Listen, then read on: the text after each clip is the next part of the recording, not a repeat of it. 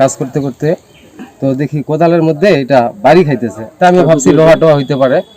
তো পরে খুঁড়ে টুরে দেখলাম, তো দেখতেছি আবার অনেক ওজন দেওয়ার পরে দিয়া আমার সঙ্গে আরো 2 জন ছিল, তো পাশে আবার এই ছিল।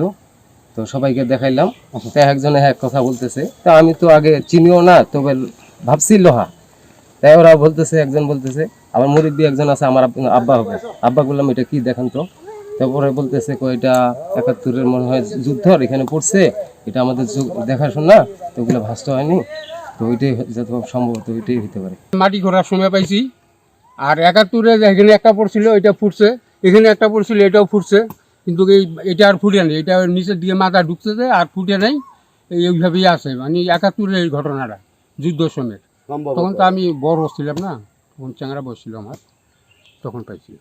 ঘন্টাখানিক আগে পাইছি, মনে হচ্ছে আমি তো চিনেই পাইছি যে এটা রকেট বুম। আমি এটা বুম যে এটা আমার, আমি তো দেখছি আগে এগুলো জিনিস না, এই জন্য আমার ধারণা আছে যে এটা বুম।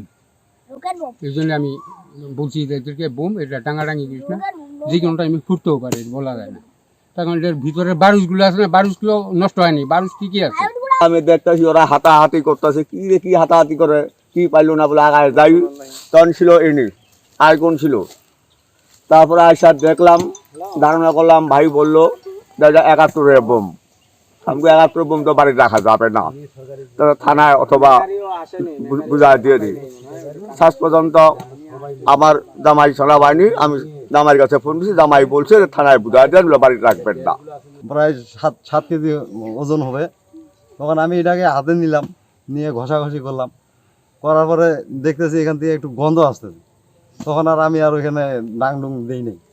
আমি ডাং দিলে যদি আবার কিছু সমস্যা দুর্ঘটনা ঘটে, এই কারণে আবার ওইভাবে রাখে দিয়ে আপনাদেরকে খবর দিছি। আমরা ভয়ে আর করি না। পরে বলতেছে যে উনি বলতেছে যে এটা বোম, মানে বোম, এটা যুদ্ধর বোম, এইটা এখানে পড়ছে, এই কারণে আর আমি ভয়ে ডাং দিই নেই। আমরা এসে ঘটনাস্থলে দেখি যে এরকম মোটর সেল সদৃশ্য বস্তু।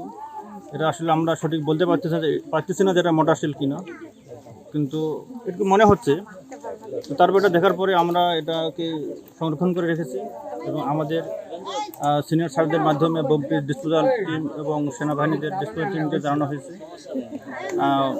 ওরা ক্রমান্বয়ে এটা নিষ্ক্রিয় করার জন্য ব্যবস্থা গ্রহণ করে।